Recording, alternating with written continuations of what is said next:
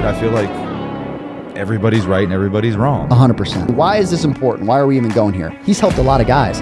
He's also not had success with a lot of guys. Come in with a purpose, and they're very intentional with what they do and how they do it. From the majors to the sandlot, baseball and softball share space in one place. Welcome to the farm system. Boom, baby. So we're going to jump on with my man Tyson. We're going to talk about some force plates and training strategies, some things that we were discussing the other day. As soon as he jumps on, I'll get him added and we'll get it rocking from there. Hey. There he is. What's up, man? How you doing? How you doing? Good. Thanks for having me. No, of course. I was just starting to tell everybody, I was like, the other day, me and you started to have some of these conversations, and then I was like, we should just jump on a live, because I'm sure, one, a lot of people will pull from that conversation, and then two, again, I think not only did me and you I've gotten to watch you talk, about some things too, but I like a lot of the things that you talk about too, so I thought you'd be a valuable resource to a lot of people too, as we were starting to talk through some of this stuff. So I think it'll be a good conversation. I appreciate it. I mean, I don't know how I came across your stuff. It came across one day. It was something, it was your training style, and you were talking about closing the gap, and you were talking about less verticals and things like that. And I'm going, oh, shoot, our philosophies kind of line up here with rotational athletes. And honestly, it's not really something you see, very often right now. And so it's nice to see, guys who are performance coaches for other sports, align with what you're saying, when it's like, man, I feel like I'm beating my head against a wall talking to people about this stuff sometimes. Yeah. Because you try, and some people are receptive and some aren't, and it's just tough. But yeah. No, I thought also too, why don't you give, I know my audience, I guess I can give mine for your audience too, but why don't you kind of just give a background of just, like what you do and kind of like your day to day, and then I'll kind of give mine, and then we can kind of dive into it. Let's do it. So my name's Tyson Marostica. I'm technically a chiropractor. I say that weird, I know, but I'm a chiropractor. But I'm a performance coach and a physiotherapist out on the PGA Champions Tour. I work with a lot of players. I work with a couple of them: Stephen Alker, Darren Clark, Ernie Els, a couple of these older guys, the legends of the tour. I basically help keep them moving, keep them going. Combination of treatment, therapy, building their workouts, and then I played golf professionally for a little bit. Nice. So that's kind of my my background, is that I know the game, I've played the game, and done it. But yeah, other than that, I've got I'm married. I got 4 kids. Mine are 12, 10, 8, and 6. So we're right in the thick of it. Yeah. Traveling. So I travel pretty much half the year with these guys, and so week to week, I basically I come out. We'll show up on Monday at the event. Some of the guys will get here Monday or Tuesday, and then it's workouts Monday, Tuesday, give them time to recover, treatment, therapy. I'm out on the driving range taking videos, making sure hey, the positions are where we want them. I'm trying to communicate with either them, sometimes they're swing coaches, just kind of basically making sure that my guys are physically able to do what they want to do. Make sure if any injuries pop up, anything like that, I'm taking care of them. And then making sure that like their process is dialed, right? Making sure that it's, hey, we know what we're doing rehab wise, we know what we're doing performance wise, and making sure that everything that we do is kind of streamlined to help them with their week. So and I mean that's basically my day to day. And then I'm back based out of Arizona, so about outside of Phoenix. I'm on the road quite a bit, but yeah, that's me. Awesome.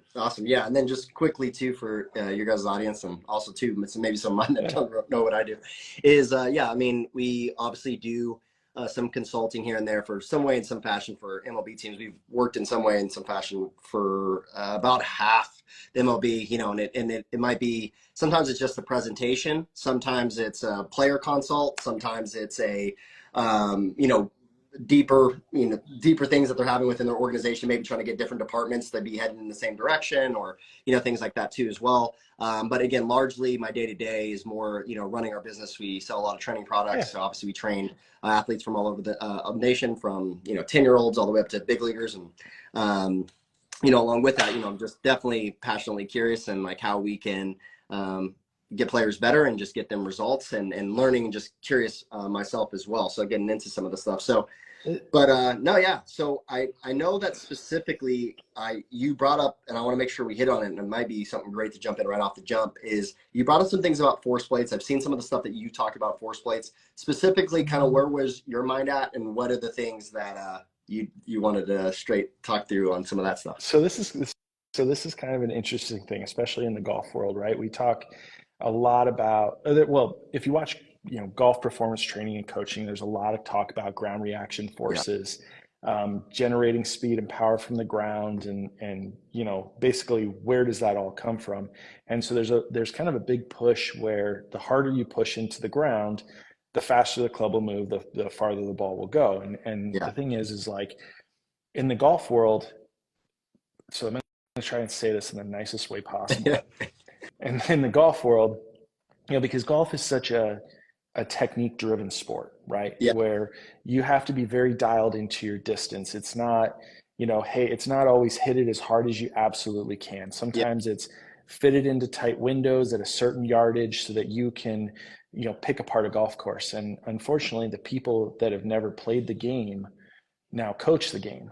And so, now it's speed above all, because they do a thing, it's called strokes gained. And there's this belief that the further you hit it, you gain strokes if you're a certain yardage ahead, which means that like, hey, you essentially get an advantage. But these statistics that they use, and obviously, with baseball, everything is stats driven, right? But a certain, stats don't tell the full picture of what's going on in a game or out on the golf course. For sure. So what we have to look at is like, okay, really, is this distance giving you that much of an advantage? So when I talk about like the force plates and stuff, when we talk about what's driving the game, what's driving these players, and it's not all about speed and power for us on the golf course, but that's the way coaching and training is going. So basically what I'm getting to is like the idea that these force plates, and if we can get more vertical, we can get players pushing into the ground's going to push back into them, and that's going to transfer energy all the way up to the club. So there's this loss of the kinematics of everything, of what actually moves the joints. And there's this, and then people argue with you over Newton's laws and all these things. And you're like, dude, I'm not trying to spit in the face of Isaac Newton, but like you're kind of abusing, like the stuff you're preaching is kind of a reach. It's kind of a stretch on that. And so I guess I see your stuff, and I'm basically wondering, like, how do you use your force plates? What do you use them for? What does that tell you in baseball? Like, what is the picture like that you're using these for, and information wise? Yeah, no, great question. I likewise on the other side of that, we don't have bunkers and sand traps and trees and other things that we're trying to avoid, but we do have defenders that we're trying to avoid. And so obviously there is those aspects of performance that we definitely want to take in. Now when it comes specifically, and again, this is not across the board, just like you as well, with inside of baseball, major league organizations have now largely adopted force plate data and with it, but there's organizations that have had this data for over more than 10 years, but utilizing it hasn't been as good. More so what they've been utilizing it for is like profiling. So they're like, oh yeah, this is a guy, he creates a ton of vertical, or he creates a ton of torque, or he creates a ton of horizontal, right? Like, and it's like these, obviously the three pillars are more looking at like force plate data. As you mentioned, I think far too much vertical gets a lot of attention because it's the cheapest force plate that you could buy. So, and then from a strength coach perspective, they're generally looking at it for like max force production and how well they recruit and they do their jumps and like all their stuff, right? And again, I think there's value to some of those things, but as you mentioned, I actually just got off. I did a podcast earlier today with Rick, who does, he's over at Clemson, and he does a lot of great work over there. And we were talking about that as well, of talking about like, again, like however you design the test is going to create certain results. And so it's like that old analogy where it's like, if I have a test where I'm like, okay, well, I'm going to measure athleticism by measuring if these monkeys, how well we can climb from trees. Well, the monkeys are going to score super high. The fish are going to be thrown out of there. The elephants are going to be terrible. Like, like all these other things. And so you end up without paying attention, as you mentioned, you might design a test that only gives you the same feedback for all of your athletes. And then now you have them all training the same, even though you didn't intend for that to be, the result. Right. And so that's where, like, fundamentally, I think having a philosophy behind, like, you need to always be refining and filtering, our philosophy. And I'm sure just like you have changed so many things that I've learned, more from. And, for example, like even some of the, as you brought up, like Newton and stuff like that too, like, well, if you actually look deeper into some of Newton's stuff, like there's a lot of things where Newton's laws don't apply when it comes to not only certain rotations, but also to like Newtonian physics. And then you got going into, there's layers, right? It gets deep. The more you look into it, the deeper it gets. Yes. And you go, oh man, like this simplistic version of physics, like we like to use these little simple, physics algorithms that like don't work for the complexity of all these intermixings, right? And so, again, I try to flesh it back out for people because again, you got to go deep so that you can come back and make it like usable and like flesh it back out, And that's it, right? Like that's what we do with all of our information nowadays is we make it digestible to the, unfortunately, like this is going to sound real mean, but we make it digestible for the people, for the lowest understanding, right? A novice. A novice, right? Yeah. We make it as basic as possible. And what that does is that waters it down to the people who actually use it, right? Yeah. And so, and it just becomes a big old, jumbled up mess. But like, so it's like you said, like we put so much focus on verticals because verticals are easy to measure, right? It's just simple. What do you push down into the ground? And then they extrapolate it out that's what's pushing up through your body. Yeah. Okay, cool. Yeah. But we're not talking about their positions, their hand position, their, the club face position and how that's affecting. I think what drives me crazy in the golf training world is that, people don't understand that, these different golfers hit different types of shots, right? Yeah. So like some guys want to naturally play a cut, which the ball goes from left to right. Some guys want to hit a draw. So, that impacts how we have to train them, right? Because if I'm working on a guy who wants to hit a cut, right? He wants to hit that ball from left to right. His swing path has to go to the left and the club face has to be open. But it's like if I'm sitting there teaching them to swing their path way out to the right and make the ball curve to the left, and I'm doing it in the gym over and over and over again, I'm building these repetitions, but they're not seeing the way that the ball actually curves as a result of the training, then you're kind of screwing this player over that is trying to accomplish a certain goal, and you're training in the wrong way. And so we have to understand, like, what is this player looking for? Like I look at you guys and I think, I played a little bit of baseball growing up. I wasn't good by any means, but it's like, if I'm a guy who's trying to hit, wants to hit line drives, and I'm dropping them back and I'm going, hey, let's get the ball up in the air a little bit more. Like there's going to be a learning curve. There's going to be a phase where like, hey, your guy went from hitting hard line drives and now hitting pop flies. You're like, you just kind of screwed that kid's strength, kind of screwed it up for the kid. That was his strength, hitting line drives, hitting the ball on the ground. That's my thought for you. I definitely think, there's big pieces. And so like, as you mentioned, right, like first off, just to point the odd or the basic levels out is everybody would assume that if I have larger ground reaction forces, that my bat head for us, our bat head speed would be faster, and it's not a direct correlation. Okay. So we have guys that have really high ground reaction forces where that the bat speed is not there, right? Which is a lot of that is because, again, you also have, just because I create large forces doesn't mean I transfer force very well. So we always talk about like, force production is important, but force transmission is king, right? Like you got to be able to transmit the force. If I can't transmit the force, then, and I just sell out to just producing a bunch of force. And it just comes from like if we look at it from like a raw perspective, just raw power, if we go to different sports, like if I go grab somebody that creates, massive force production from another sport and just bring them over. As you mentioned, just like golf and baseball, those are two sports specifically that are very skill like specific, where, you know, raw strength doesn't play as far as other sports where, you know, the raw strength, it can be super, you know, maximal. And then you, as you take in, you know, like with golf, like, as you mentioned, like, yeah, man, if you're really far out, I think, for example, if you look at someone like Aaron Judge, right, he's 6'8", 280. Okay, well, raw physicality is a big deal for his game. It's an advantage, absolutely. But somebody like Rory, right, for example, or somebody that's, you know, smaller, but at the same time, I mean, he's not that small, but you get like, he's pretty like generally small. smaller. I've stood next to him. He's pretty small.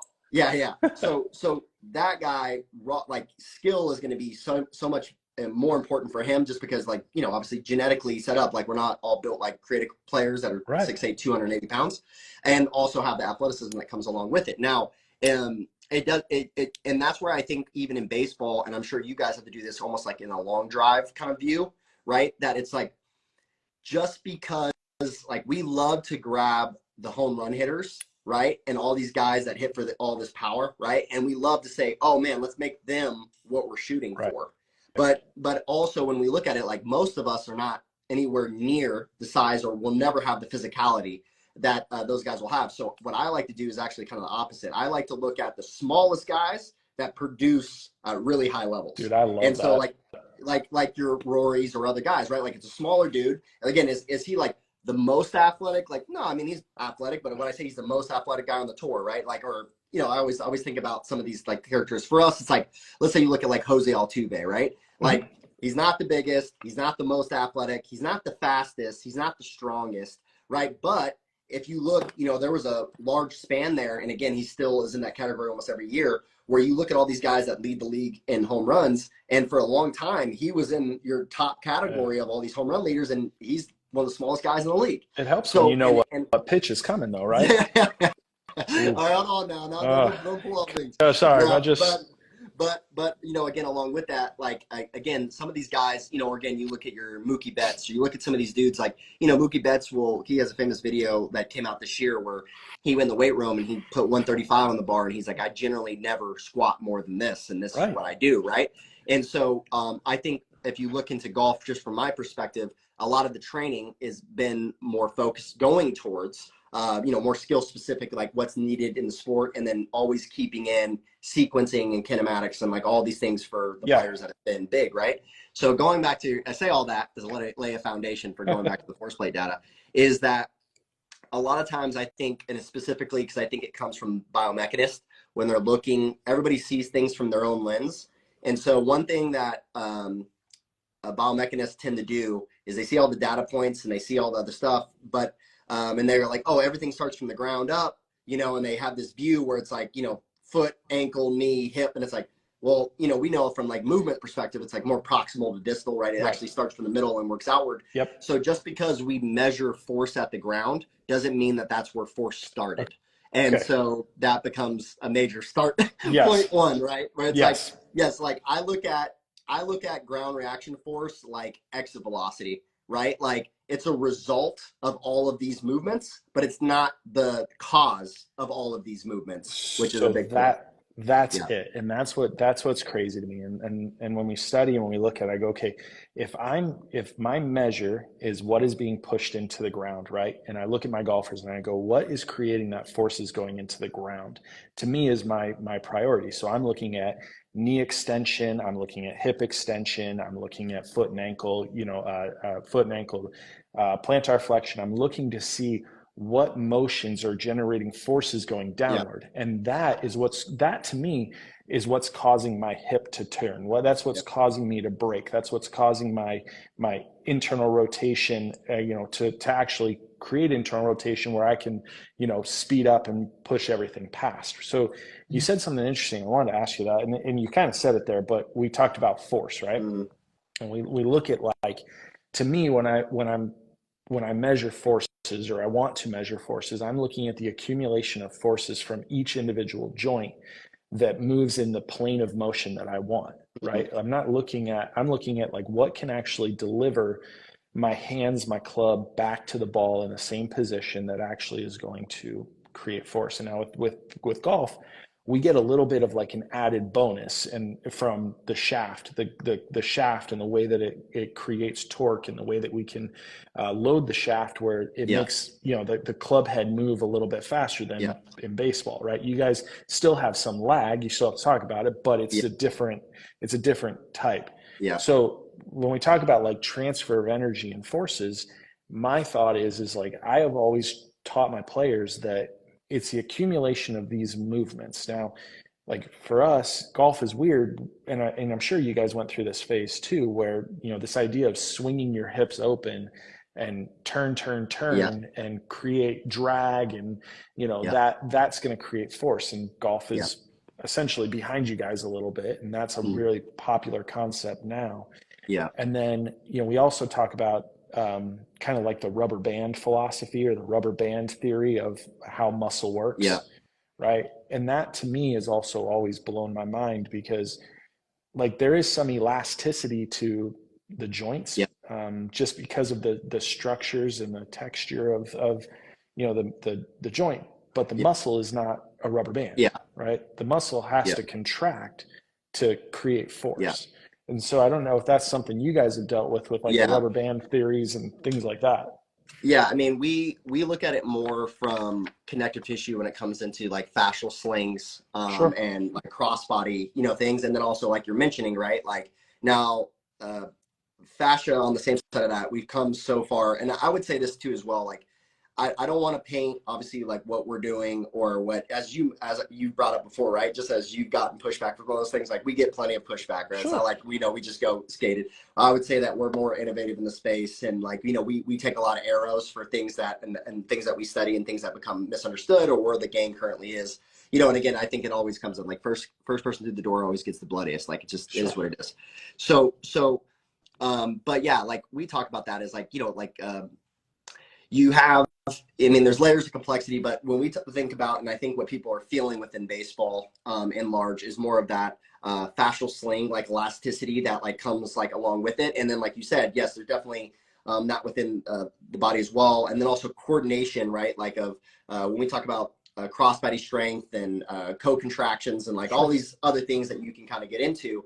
Because one of the big things that's different between golf and baseball is we have a really tight time constraint, right? So I have a ball that's flying at me. And so while counter rotation is a great strategy for a golfer, with baseball, we don't have as much time. And then also the more I turn back, the more I have to turn this way to like get the speed actually out. Right. So it's like, you know, we almost have to have more of a strategy, almost like a fighter and like mixed martial arts, right? It's like I could throw a haymaker, right? Because it's longer. I have more time to create space, right? I have all this time to get up to speed. But the problem is I lack quickness, which is what's needed in the actual fight, right? Like, so if I'm hitting a heavy bag that's just sitting there and it's a closed skill, right? And I'm like smashing this heavy bag, I can throw this haymaker and create a whole bunch of force and go, wow, like look at this massive output, right? But then if we get into a fight and I got to throw that haymaker and my opponent's not just standing there letting me hit them, they're going to pivot, change directions, hit me in the face 3 times before I even get off my, you know, and then by the time I swing, I'm going to be out of position. I'm countered and I get hit. So like within baseball, as we're going to hit a ball, that person, the pitcher is trying to get me to not hit their ball. And they're changing directions. Like I'm picking he's not telling me what's coming. So it's changing shape, obviously, as the ball is coming, flying at me. And I need to be more reactionary. So I don't know if you've read into Franz Bosch's work with some of the stuff that he's done within like co-contractions and like understanding the CNS kind of from a different lens. But like, you know, he talks about that in like reactionary sports, like, you know, one of the big things that you have to train within athletes is more of that coordinated strength and your ability to pull out slack 3-dimensionally, like, right? So like with the co-contraction standpoint of how we kind of view things is like, as you mentioned, is that we might not have as big of counter rotations because we can't train that way, even though it does create more force, as you mentioned, right? If I'm a biomechanist and I'm sitting there and I measure, I go, man, these forces are more. When he counters more and I give him more time to get up to speed, he creates more speed. And I'm like, I get it. Yes. But within the sport, right, we don't have that amount of time to create that much force. So then it becomes, how much force can I create in small windows of time, right? So then that changes things dramatically. And then as you mentioned as well, it changes as well, because if you have a strength coach looking at these things and they're looking about maximum force, well, that's going to mislead them. Biomechanists, that's going to mislead them, because they're not taking in the context of the actual sport and the task that's being given. And, and then it leads to things, as you've mentioned, is that you'll say, oh, this guy isn't creating as much vertical as I would like him to create. So then I had biomechanists telling guys to like slam their foot into the ground. And it's like, yes, is that a vertical? Sure. But at the same time, does it actually lead to a better movement, right? And their ability to like, increase club head speed. And that's where I think that there's a big disconnect. And as you mentioned, again, along with that, you might see a guy with a really bent front leg within hitting, more specifically, where he might have a bent front leg, but if you measure the forces on the force plate, he actually has a massive vertical force, even though he's not getting very extended. And so, that's where it's changed. Technology has changed how I use my eyes, because, I used to, again, when you just look at that, you'd be like, oh man, you might even think, oh, that guy's foot comes out of the ground like super early, so he can't be creating that much force. And it's like, well, sometimes it's the opposite. He's creating so much force in such a rapid period of time, right? That like he actually did create a massive amount of force, even though he was in the ground for, that amount, fractions of a second, right? And so elite athletes can kind of do that to you. And it changes how you view these things. And but to your main point, and I'm agreeing with you here, is that far more important are understanding, and I think people misinterpret kinematics versus kinetics, right? They always assume that kinematics or kinetics, and the difference between the two, we have courses and stuff where we kind of unpack a lot of this stuff, but the kinematics, right, is the importance. Like you got the difference of like cause and effect, right? Like what's causing it to happen versus, what is actually happening, right? So the kinematics, it's like, yes, I'm measuring the joint, I'm seeing it move through space and all these other things. And so you might even look at like pelvic rotation. I remember a while back ago, they did the sports science on Rory, right? And they like years ago with TPI and all them, they did it with the sports science stuff. And they were like, man, he does this amazing thing at contact. When he hits the ball, his hips counter rotate faster than amateurs can even rotate their hips forward in the first place, right? And then they go, but this is not why he hits the ball so far. And I'm like, no, I was like, this is exactly why he hits the ball so hard, right? Yeah, that's that. He's so elite, right? And then and the reason I brought that up is I like to think of it more like a boat on water, right? So a boat on water, okay, if the boat's going forward and I need to stop the boat, right? There's only 3 ways that I can really stop this boat. I can drop the anchor, right? I can kill the engine, or I can throw the boat in reverse, or, a combination of all 3, right? Sure. And so then what happens, right, is like, when you look at that, what happens is the boat's going forward, right? I threw the boat in reverse and it's slowing down, but it's still going forward. But then when it finally stops, it actually goes in reverse. So when you see Rory, you slam to a stop and his pelvis counter rotates, and then he finishes rotation with his pelvis, right? Back in when we didn't have technology, people would just assume, like you mentioned, and even in baseball, it's still very prominent today, that it's just one clean turn. And it's not, and it's much more reciprocal. It's much more matching up to gait, and how we walk and how we create these counter rotations and more spinal engine theory and like all these things that you can go down. But as you mentioned, right, it's like when his pelvis actually stops, it counter rotates because he was already reverse thrusters for the last 40 degrees of his pelvic rotation was all him decelerating, and his acceleration period was only like 30 degrees into his turn, and so. I think that's like really important, as you mentioned, when you look at ground reaction forces, is that we've helped out with a swing cat, and and I know again more prominent, more the softballs. I mean, in the golf space, they're starting to come much more over to the baseball side now. Is that I actually introduced to their you'll see their biomechanist now going around. Scott, he's Scotland. He's a dude. He's helped me a ton too. And I just pointed out, I was like, hey, we're actually measuring in our most elite hitters is like you can measure like these reverse torques that are happening as they're going into their strike. And actually, literally, you have a spike in torque, positive torque, as they start their turn. And then right after that positive torque, all you see is reverse torque, the opposite direction as they're going into their strike. And so it actually, if you look deeper within those, into the force plate data, I don't think that the force plate data was necessarily wrong. I think that everybody went into it with a bias of what they were already looking for. Yes. And so because they were going into it, they're like, oh, look at all these torques, and now everybody's creating all this speed, and how much can I accelerate? But if you actually study the data and view it from a different lens, it does point to all these things of brakes and decels and turning your body into a whip and all the things that players have been feeling and training and good trainers have been doing for a really long time. I think that's a big piece. Well, and that's the thing, right? So sorry, I'm just going to grab you're good. for someone, but so for me, like when I was first taught, and I was taught like kinematic sequencing and stuff for my golfers, everything was talked about how you accelerate towards the ball, right? Agreed. How you accelerate towards it. And then what you don't look at it is the kinematic sequence after impact. Right. Because after impact, guess what happens? Everything immediately stops, right? And you have these like sharp drop offs, these negatives, and you're like, oh wait, like you had to stop somewhere to actually transfer and move it. So sorry, I'm just looking for something. I'm technically, I guess I'm still at work, but oh, good. So one of the things that like I look at for you guys, or I guess one of my questions for you is like, when we talk about like braking and feel versus, like, hey, how do you explain to someone to feel braking? Because a lot of times, like, a lot of that is just like gifted, natural body control awareness, right? So for me, like when I'm going to train people, I'm looking at predominantly, I'm looking at body control. Like if in golf, if you can control your movements and you can control the way that your body, moves in space and in time, you're going to be a great golfer, right? If you have good body control. Like people think like when they hear me and they say like, oh, like you're a trainer, they think like I have them in the gym slinging around weights. I have them having them bulking up, and I've got complete control of their weight. I've got complete control of like their diet planning and all this stuff. And I'm like,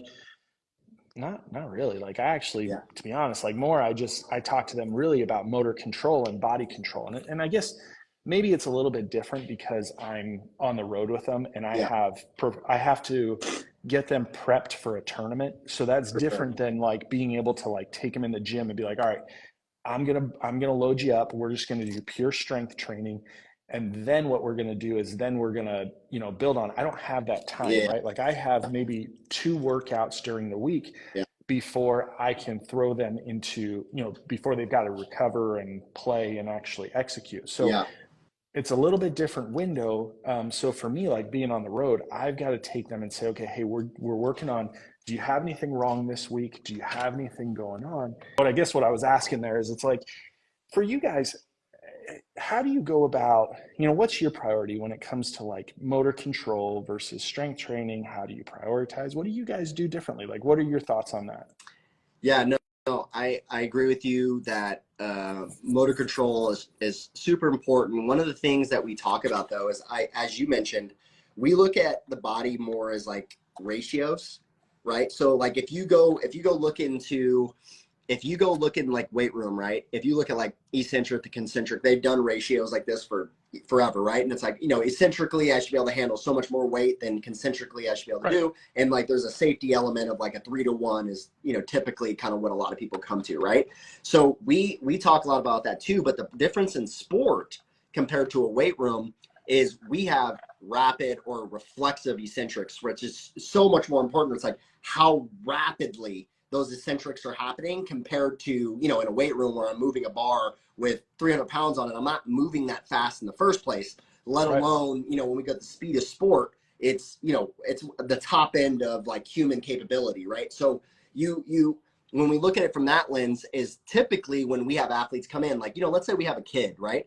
A kid comes in, well, he doesn't create a lot of force, and he can't stop a lot of force, and he's not very stable, and he may or may not have a lot of control, right? So that's a little bit different, and we have to build all those up kind of at the same time, and we do foundational and we do some different things. But when it comes to like a professional athlete or a Power 5 kid that we have come in, they usually have massive engines already, but they're oh, I got the fireworks, here we go. They might have massive engines already, but the ratio that their brake ratio and the rate at they can how well they can reflexively, like that eccentric portion, Yep. they usually have an issue on that side of things. So those athletes are creating a ton of torque, right, and a ton of rotation, and they're rotating really hard, but they might still have a low bat speed, right? And it's like, well, what's going on? Well, it's like, well, they're not using their body like they're not using it like a rubber band. They're using it like a tow rope, and they're just dragging like a truck and a trailer, like dragging, the barrel like into contact, right? Instead of transferring energy. So then when you look at the kinematics, you'll see, as you mentioned, it's not just the contact, but if you look at you look at peak speeds, well, yes, the pelvis starts first, but no one ever talks about this. Well, the pelvis also stops first. Then the trunk stops, right? Well, yeah. Then the arm stops. Then, again, if you just go through the four majors, right? And then you're going to have the hand and going into the barrel, right? But if you look at that, those peak and those accelerations is the pelvis has to stop far earlier than people actually understand. And then when you look at somebody like Rory or those guys, if you watch in slow motion, what I used to see in full speed, you'd see this little hesitation with the pelvis at contact. And you're like, what is going on? But then if you slow it down, you literally see Rory like holding, right? His pelvis is stable, stable. The trunk lines back up, right? That hip shoulder separation he created, as he gets into contact, they're back aligned with the pelvis and rib cage stacked back over the top of one another. The club is the only thing still going while the trunk and lower half is locked in the ground. And then he gets out here, and then all of a sudden you'll see the rest of that rotation. Then it finishes. Exactly. Yeah. So this is interesting. So in the golf world, right? There was a coach, and I want to say it was McLean. The name doesn't matter, but what was taught as I was a player growing up was this X factor, right? And X factor is your separation of upper body and lower body. And it is very basic. Separation of torso from your hips, right? The angle that they're at. Now, what they did is then they went, all right, so we're supposed to create more X factor or more separation in the back. More is better. So we go more. So, right. And then we started seeing, okay, players are getting injured. The low back is taking on a lot of that torque. And the discs are not meant to rotate, and all the stress is there. I mean, not necessarily the disc, but the discs themselves can't handle rotation, as the joints of the lumbar spine are not meant to rotate. Then what they said is they went, okay, well, people are getting injured, but we still have to sell this theory. So now what we're going to call it is we're going to call X factor stretch.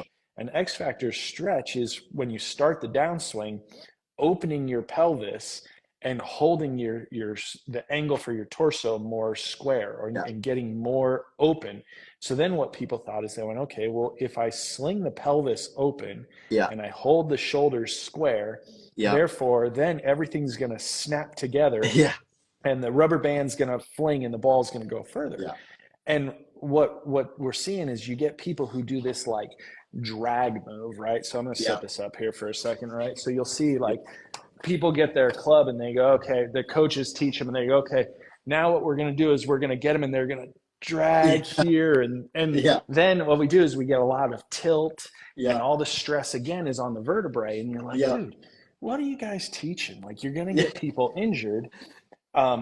And so it's like, and then it's like you said, it's like more is better. And what's interesting is like, I think people like the biomechanists in the sports world just get bored and they're like, hey, what can I now measure and make this the new greatest thing? And I can write up a research paper on it. And then guess what? Like, I'm going to sell some sort of training equipment on it.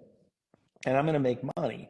And guess what? People aren't going to know any different. Like, I think, unfortunately, in sport, there's a lot of things that you can measure that have literally no impact on a player's performance. Yes. Like just because I can measure something doesn't mean that it's important.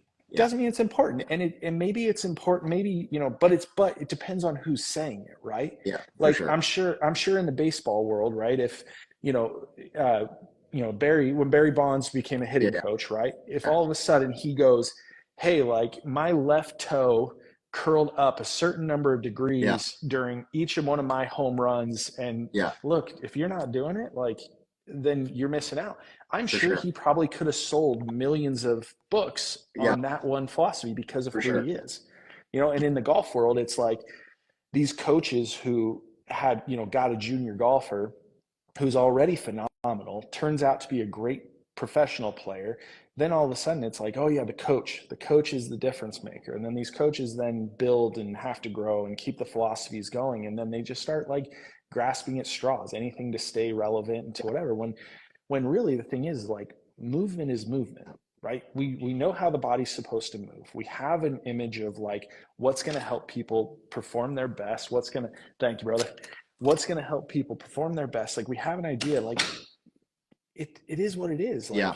we don't need to go and make up stuff. Well, I think the thing is too, is you also, it really depends on what unfortunately, I think that it also is tied to a couple different factors that maybe unintended consequences, right? And what I mean by this is like, for example, there's a lot of times what people do, like let's say they measure elite athletes, right? Like highest level, PGA, MLB, right? They measure all this, right? Then they go and measure a whole bunch of 13-year-olds and go, okay, well, what's the difference? Oh, well, he doesn't create as much speed. He does the X, Y, and Z. Like there's these big, big rocks that you would say, well, yeah, like, for example, if I would have took that pro guy at 13 and measured his bat speed, he probably would have been in the same range as the other 13-year-olds. Like and for example, like just because his bat speed's higher now doesn't mean that he was training bat speed when he was 13 years old. Right. You know what I'm saying? And when we do that, right, for example, is we've been doing for coaches have been saying this for years, right? Like I don't know about you, but I know about me is when I was hitting batting practice, I was trying to hit a home run on every ball that I was trying to hit. Every time. Right. I wanted to pull everything, and I had to have a coach tell me, no, hey, we need to drive balls opposite way because it will actually play in the game and da-da-da and all the things. And I'm like, yeah, like cool. I'm obviously pushing back on my coaches, right? But in reality now is, again, I can take those same ideals and I can explain what the coach was actually trying to say. And like, I have the data at the back why like they were right. But also too, there's also more, right? Like it doesn't mean they're right about everything. It doesn't mean that they're wrong about everything. And it's the same exact thing also into our sport now. And so what I mean by that too, is when you set up a test, right? And you want to do better and you want them to reach the highest levels of the game. So you go and measure all the MLB or the PGA guys, and you do measure these things and go, for example, you go and look and you go, oh man, like hip shoulder separation is higher with some of the most elite players in the world. Now, don't get me wrong, this is not true. Don't take that as a blanket statement. There's some guys that have way less hip shoulder separation than a 13-year-old, and there's some guys that have more, right? Like you can find everything in between, and it doesn't mean, like, for example, Mike Trout, one of the best hitters in the world, he doesn't create a ton of hip shoulder separation, and he creates a crazy amount of power. And again, just like some rubber bands are, I'd say this like factually, like when we look at it, right?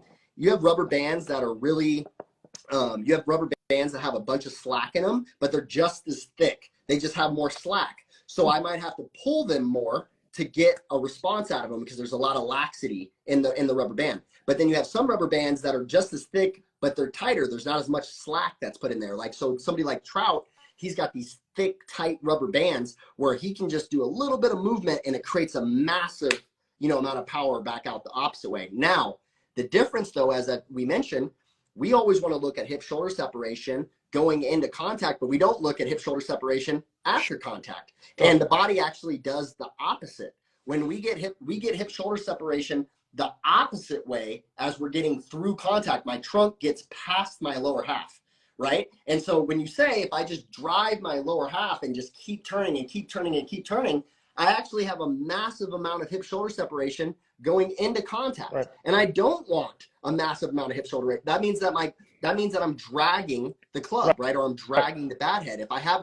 If you look at the best players in the world, baseball wise, I haven't looked at a ton of golfers, but you look at the best, I've seen them from video, but I haven't seen all their kinematics, is that best hitters in the world, they're almost as close to zero hip shoulder separation at contact than, anybody, right? And so you look at a lot of novice hitters, right? They're trying to, like you said, pushing out the backside, jumping, spinning their lower half, yanking with their back, trying to create more power. Because again, posteriorly, we have all those big muscles, right? Our lats and our glutes, and we're just pulling, right, as hard as we can this way. And like, yeah, you're rotating fast. The problem is the club or the bat can only go as fast as the upper body is going, because it's like the truck and the trailer. The trailer can't go faster than the truck. The truck is the engine, so it's just getting dragged.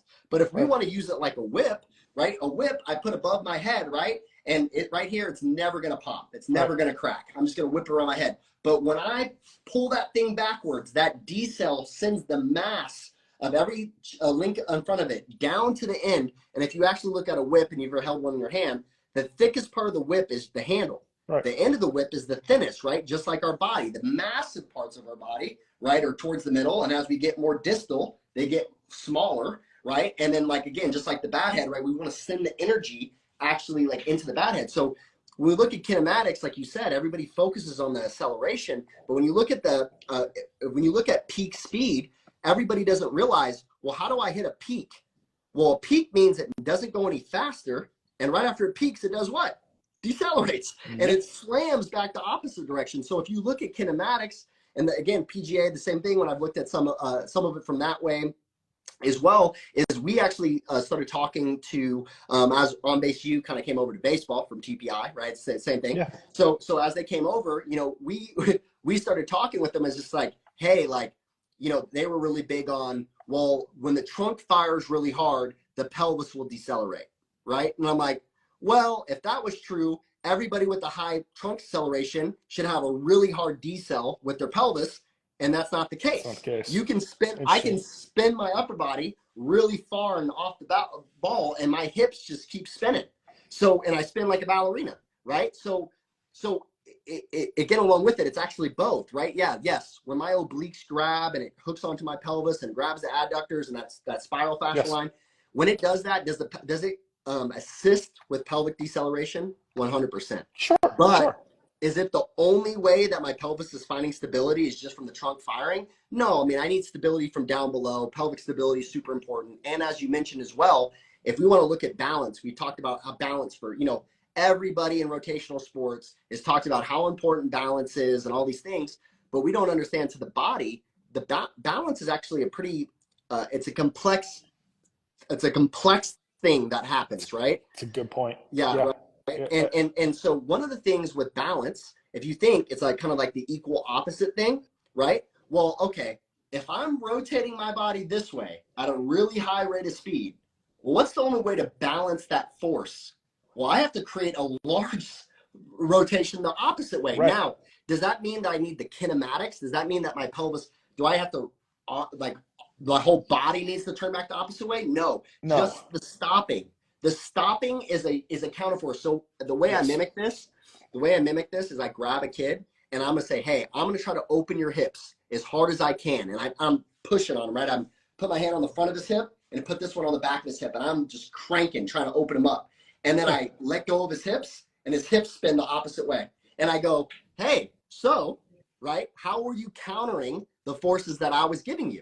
You were literally firing the opposite way. Counter contraction. Yeah. And so when I press against the wall, right, it presses back to me just as hard. That's why it's not moving. But the moment I let go and that force is no longer applied, you get the counter rotation that was happening the whole time under the hood. You just couldn't see it, right? So that's why just looking at it with our eyes without measuring the forces and having the kinematics, and also why it can be difficult to measure, is because you even if you, okay, let's just be honest. If you were measuring muscle activity and all those other things, are you trying to tell me that you know that the pelvis is counter rotating? Or again, all I have to do is do that little test, press on the hip, let go of it. You see the pelvis pop back the opposite direction and go, this is literally what's happening in your swing, even though you're not seeing it. Or another way of saying this, okay, I'm pulling up to a stoplight. It's a red light. I'm pressing on the brake. Is the car going in reverse? No, like it's slowing down even though it's going forward. Right. And so when we measure, we can see that in kinematic data, is that the pelvis isn't reaching max speed as it's going into contact. It's already been decelerating for a long period of the lost part of rotation. And so we can measure that. But again, because we had the preconceived idea that everything just needed to rotate as fast as possible in the contact, well, now you're moving like a door, right? If I take a door and put a sensor, if I put a sensor at the top of the door and put a sensor at the bottom of the door, when I swing the door, both sensors are going at the same speed because they're on the same distance away from the door. One's just higher, one's just lower. I don't want to move my body like a door. I do want to utilize it like a whip. I do want to gain speed up my body as I'm getting into contact. And then as you mentioned, the ground reaction forces just give me an indicator, especially more specifically, when we look into which vectors they're putting force into the ground. So for example, if I have a guy, as you're mentioning, that has been taught that he needs to spin really hard this way with his pelvis, well, if I have, let me grab a water bottle here. Yeah. Okay, so if this is like his hips, right, and he's driving this way, well, as he goes forward, and he's driving his pelvis open and his legs obviously coming out this way, he's going to be pressing into the ground at like a 45 degrees, like towards like third base, the 6-hole, stuff like that, right? Yeah. It's going to be getting a whole bunch of force out that way. Well, that's not what the most elite hitters do in the world. What the most elite hitters do in the world is they're driving their front foot towards home plate. Now, you made a video the other day where you go, okay, well, if I just slam my foot towards home, does that mean my hip's going to open? And it's like, no, because it's just measuring the vector. It's just reading force. It's ignorant to how it's being created. It's not kinetics, right? It's just where it's the kinetics. It's not the kinematics. Right. So if you disconnect the two, like, is it wrong that the foot is pushing towards home plate? No, but how it's being created is very different compared to me just pushing my foot forward comparatively, where I start to turn and the joint angles all change. And then I always like to say this: I don't need the ground to create force, but I do need the ground to create maximum force. Maximum force. And because it's an anchor point. So if me and you are in space, right? If me and you are in space, I can play catch with you, right? Just like if I'm on this chair, right? I'm not connected to the ground, right? I can be floating in the air. I can jump in the air like a shortstop. And then when I throw, my lower body's going to counter the opposite way, and my arm's going to go out. And I can play catch with you because we have those, band systems, like the spiral slings that we have going through our body. We can use those still, just like in space. How do these astronauts like work out? Well, they don't have gravity, so they use rubber bands. Like a lot of it is rubber bands because the resistance is still there, and they do other things that try to create gravity. But my point is we can still create a lot of force. Then I almost think of the body like an acoustic guitar, and the ground is like an amplifier, right? The acoustic guitar can make music by itself, but the amplifier makes nothing. It's just sitting there. It's like a wall. It doesn't create force. It's just waiting for something to push against it. It's an anchor point. It's something that I can use to amplify forces that I'm already creating. So that's why when we use things like our farm boards or the sliding pads or any of those other things, I want to, in a real world, I would love to be able to train everybody in space, right? Where we have no gravity, we're all just floating, and we had to use and create force from the middle parts of our body, right? And then reintroduce it to the ground and then use the ground as an amplifier. And one of the things that Scott Lenz says over at Swing Catalyst, he says, the ground hides a lot of sins, is like his saying that he always says. And it's like, you can use the ground to create a lot of different forces. Like I can push off the ground and try to hit the ball. And a perfect example of this is, as you mentioned, I had a kid that came in a couple years ago. We did an eval, and I said, hey, your horizontal force is like pushing towards the catcher, towards the pitcher. You're pushing at almost 3 times the amount of force that all my pro guys do. So are you stronger than all my pro guys? And then, the 13-year-old boy, he's like, well, maybe. I'm like, no, yeah, bro. Of course. I'm like, so what's really happening is the pro guy isn't doing that. He's not even trying to do that. Because if Mike Trout wanted to jump out of his back leg, I promise you he's creating way more force than you create at 13. Yeah. Right? He's just not doing that. And again, because he's not trying to create that force, and you're trying to use that momentum and that jump from the back leg and that back yank to create power. Does it create power? 100%. Is it the most efficient way or, any of those things? Like, no, right? But it doesn't create power, yes. And that's why it can be very misleading, as you mentioned, where I can look at data and go, or the kinematics, and even kinematics, I might see, oh, it's more speed. It's more this, it's more that, right? And also too, the time to contact and these other things that we can measure, we need to understand how they're being measured, so we also know the limitations of that measurement, right? So if I think that this is measuring quickness because I can measure time to contact, but I don't understand that it's only measuring when I launch my swing to contact, well, that's only a small period of time that I'm actually measuring.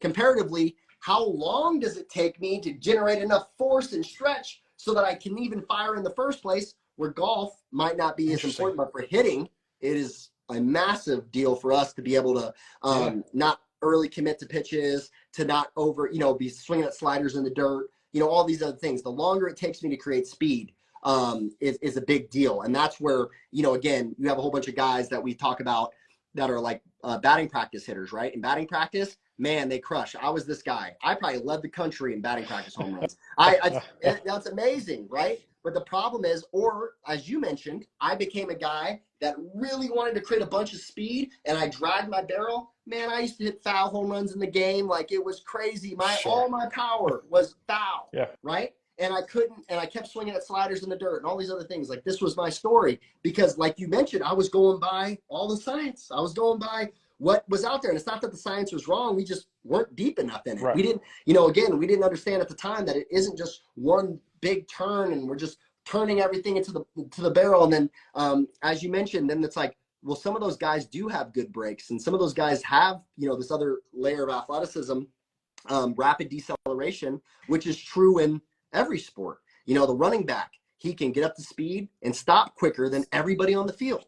That's why he's the running back. That's it. Right. Absolutely. And, and so let me pose something to you. So I have a player out here who's probably one of the longest hitters on tour, but has absolutely no control of his pelvis. Right. So we see as we go through it, it's like I'm testing him, and I'm doing simple tests, just simple functional tests like, hey, can you handle these torques? Can you do something as simple as like a pal off press? Can you do something where it's like, hey, I'm asking you to just control the abdominal wall, and then then we go, okay, now can you isolate the pelvis? Can you rotate while it's under tension?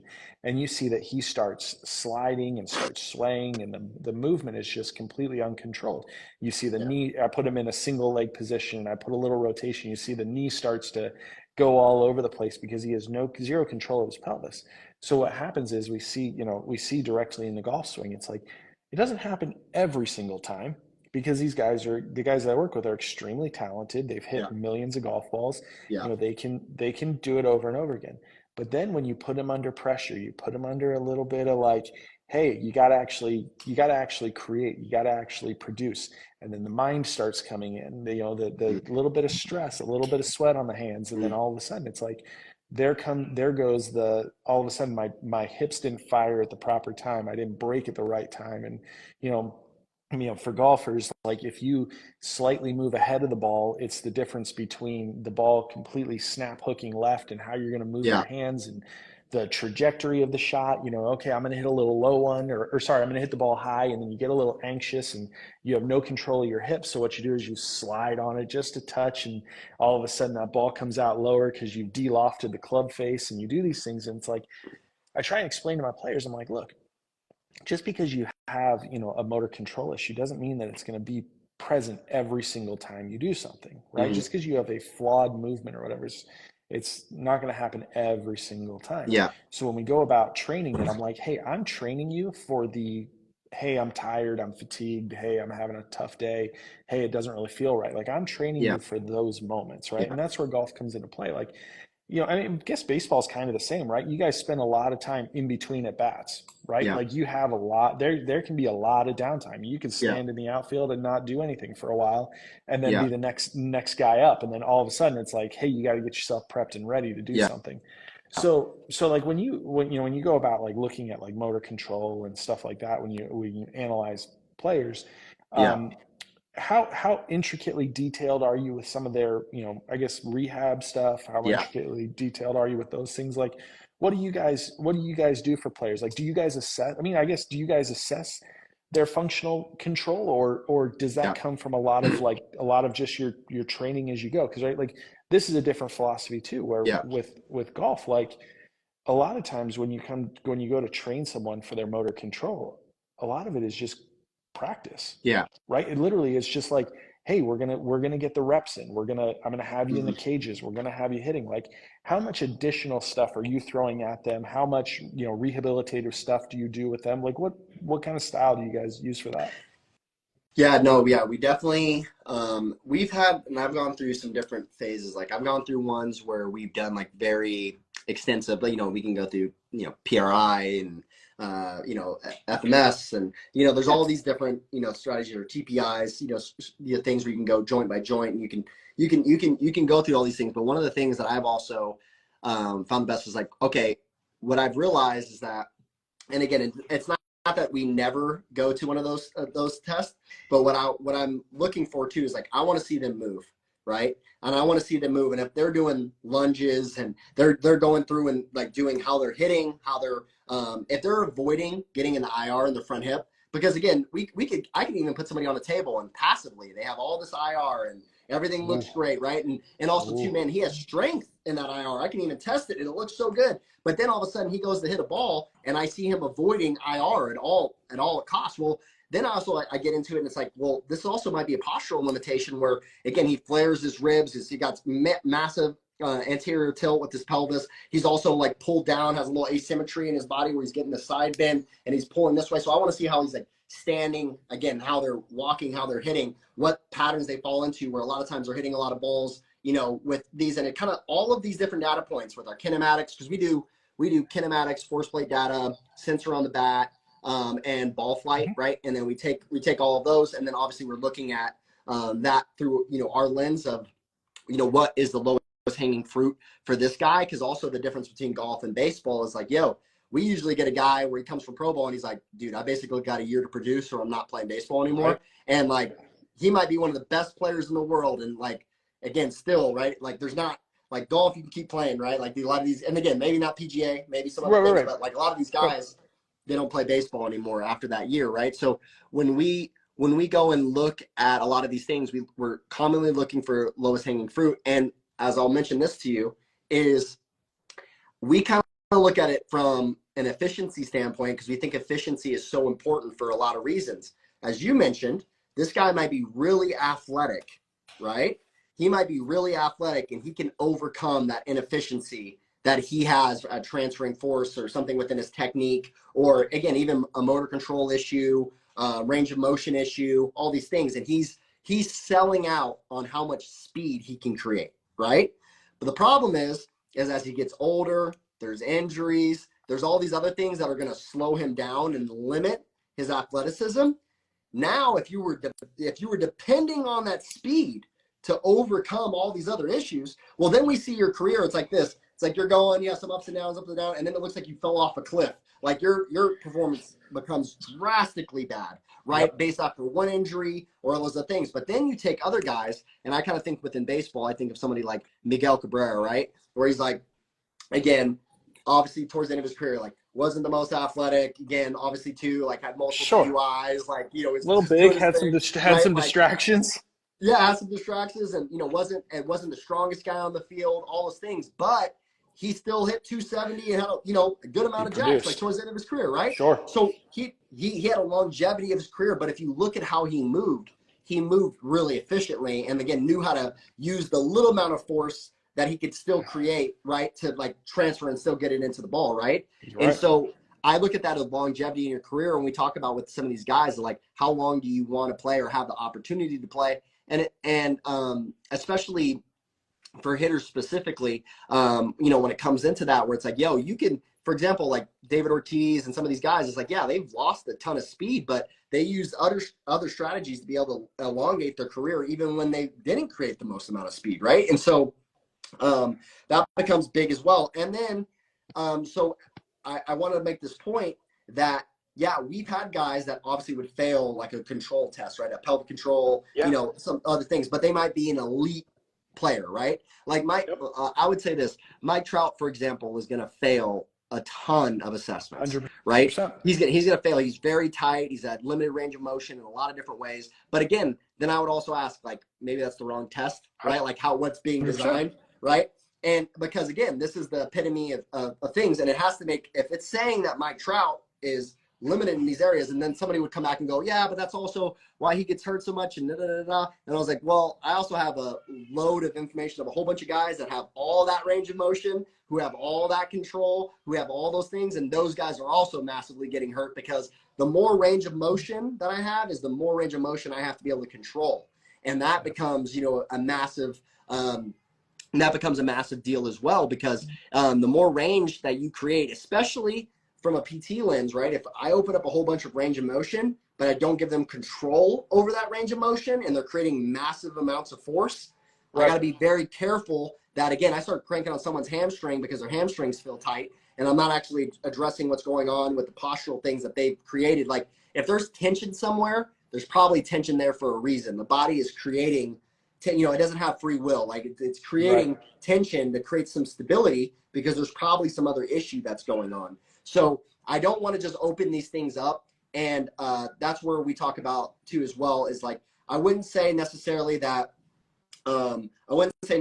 like, again, obviously if someone just had bad control, that would be like necessarily the first thing that we go and attack. But it might more so be they're going to gain control within the exercises while we're also attacking other things. And it's definitely not something that's not important, right? It's just that, again, for example, just because the guy can control his pelvis in the posterior and anterior tilt doesn't mean that all of a sudden, he's injury free or he's going to play better, right? And as you mentioned, let's say PGA wise, okay, well, I'm on hole 12, 14, right? And I'm tired, right? So if I was depending on that speed, right? I've been walking the course this whole time. I'm standing out in the sun. I'm doing all the and now I'm depending on all this speed. Well, it's like, well, I might not be, right? I might not be. Efficiency is easier to repeat, right? It's easier to transfer speeds when I'm tired, right? And you look at the baseball season, that's a lot of baseball games. They're playing, most of the time they have 3 days off a month, maybe. And then even then, they're doing stuff and they got things going on those off days. They got to go to the White House, or they got to go do a signing, or they got to go do whatever, right? So when those things happen, again, that's where I talk to them about like efficiency, and then also monitoring your body over time and making sure you're not getting, like, for example, your anterior tilt at the beginning of the year might have not been that big of a problem, but now you've been on your feet every day. You're a third baseman, shortstop, and you're constantly reacting. Your pelvis is now not only it's more anteriorly tilted, and now you're starting to build a compensation where you're pulling down on one side, or now every time you stride, you lose your backside, and you're getting these big side bends and tilts. And now it's causing a performance issue, and it's more about just keeping you in a range. Like, I understand, like, we're not trying to get you to posterior tilt or whatever, right? But just like balancing that, all the way around and like throughout a season for sure. Oh, I think I lost your audio. There you go. You're back. That was me. Got a call from someone while I'm doing it. It's not important. We're good. So, the thing, sorry, a little off. One of the things with golf and the benefit that, these functional assessments and things like that, and looking overall at like quality emotions, what it's done is it's encouraged players to work out, golfers to work out, where they really never had, right? It was never really